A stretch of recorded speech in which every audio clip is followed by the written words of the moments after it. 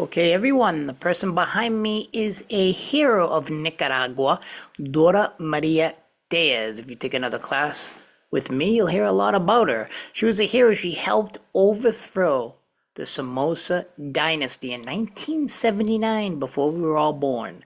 But I've met her. She's a hero. She walks around Nicaragua and Latin America like a hero, and then later she took on the authoritarian tendencies of Daniel Ortega, who's still president of Nicaragua.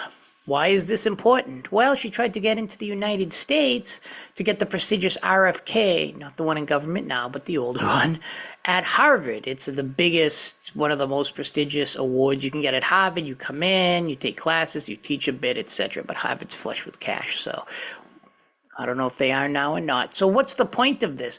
Well, to her own people and to a lot of other people in Latin America, she's a hero.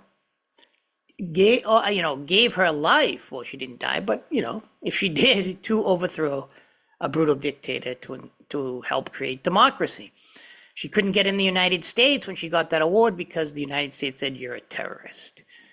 Terrorist? How is a hero a terrorist? Well, this is about social construction, the way we see the world, and we're going to relate it to American politics.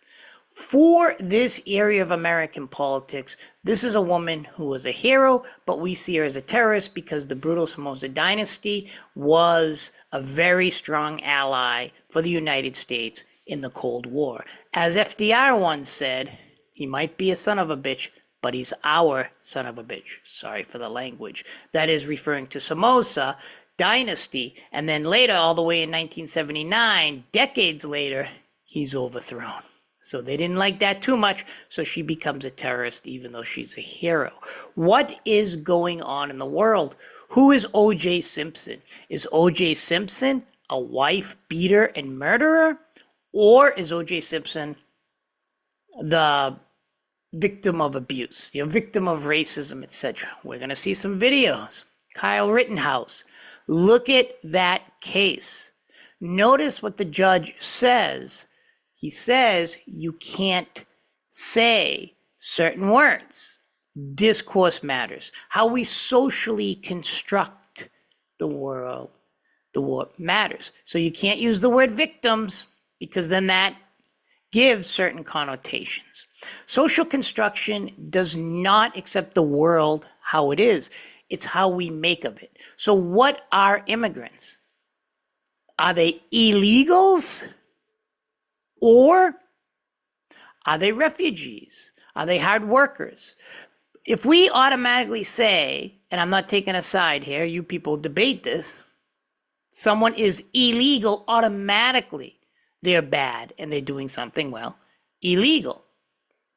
They're eating cats. It's how we socially construct the vocabulary, the discourse that we use. So you, during this time, are going to see a lot of different videos, a lot of different things, but now it's taken even a bigger toll on society. Artificial intelligence, creating imagery, creating more, like the war in Iran. Even the Iranians, and I'm no friend of the regime, trust me, I don't like the regime, but they're now using propaganda, artificial intelligence against Trump. Trump is using, propaganda against them. We all use some sort of propaganda. In commercials, you can see some old commercials, right, that we can analyze. Paul Wellstone, why was that commercial so good? Look at one from not as far, again, Cinema versus, I even forget her name, who ran in the Arizona election. You're going to take a look at that. She was a fighter pilot. Why did that commercial not go over well?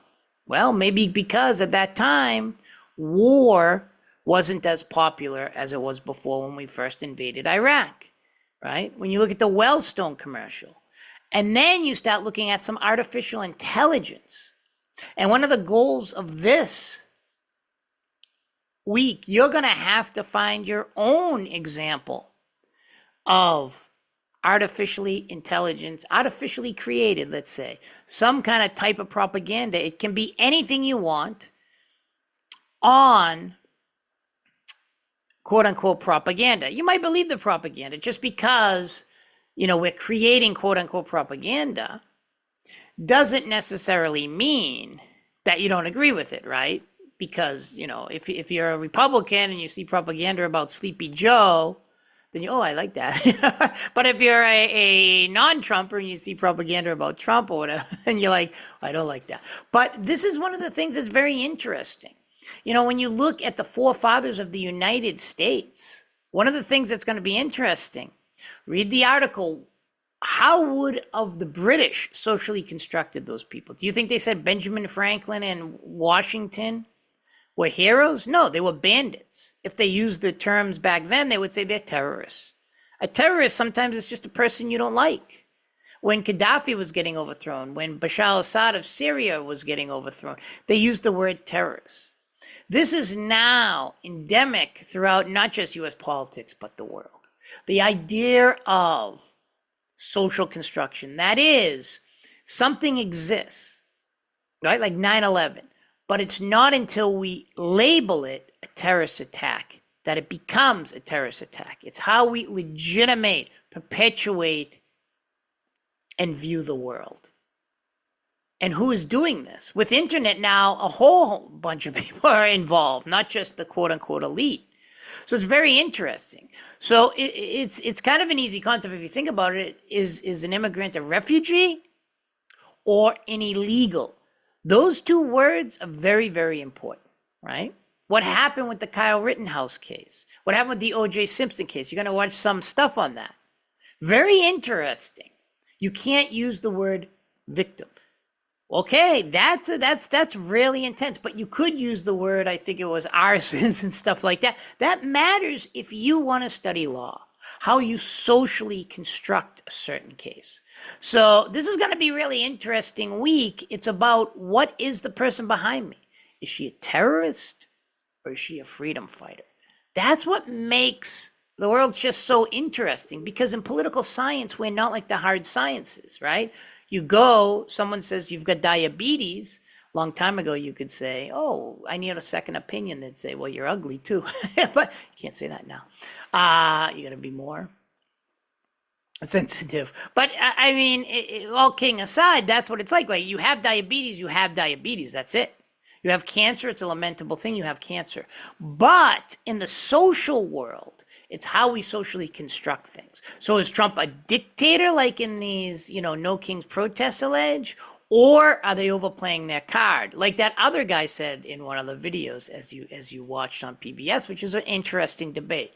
So politics isn't completely clear, yes, no, objective. It depends on how we socially construct the world. So really watch some of those videos and read some of those articles, and you're going to see, that the social world, the political world, our government world is not as concrete as we think. Take care, everyone.